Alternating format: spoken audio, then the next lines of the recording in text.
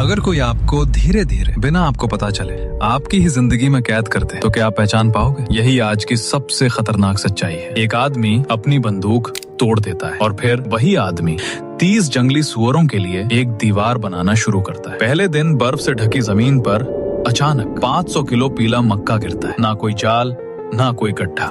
भूख से पागल वो सुअर झाड़ियों से निकलते हैं और बिना सोचे उस मक्के पर टूट पड़ते हैं। पेट भरने के बाद वे टहनियां तोड़ते हुए घबराकर भाग जाते हैं और दूर खड़ा आदमी एक बार पलक तक नहीं झपकाता। दूसरे दिन मक्के के पास आधा मीटर ऊंची एक छोटी सी दीवार खड़ी होती है। सुअर उसे नजरअंदाज करते हैं, घूम कर आते हैं और फिर सब खा जाते हैं। तीसरा दिन, 10वां दिन, दीवार धीरे धीरे चारों तरफ बंद होने लगती है, लेकिन सुअरों को फर्क नहीं पड़ता।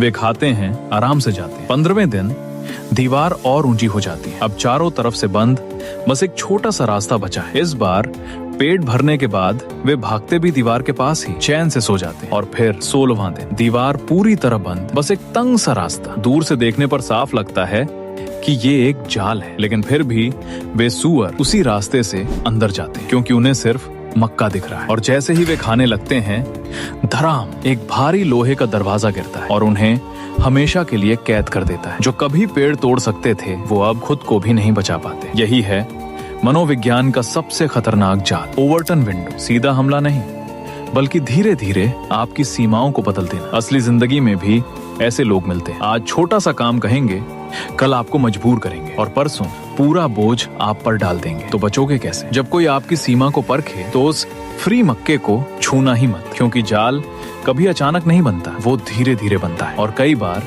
सबसे बड़ी समझदारी यही होती है कि आप शुरुआत में ही ना कह दो।